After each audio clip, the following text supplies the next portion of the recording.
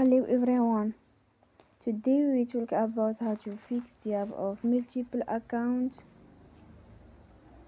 We go to settings, then we click on apps. After that we search the app multiple account and we click deal on for stop. After that we go to storage, then we click on clear cache.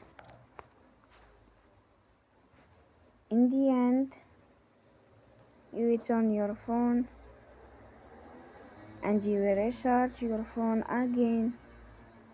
Don't forget to support us by like and subscribe. See you next time and thank you for watching.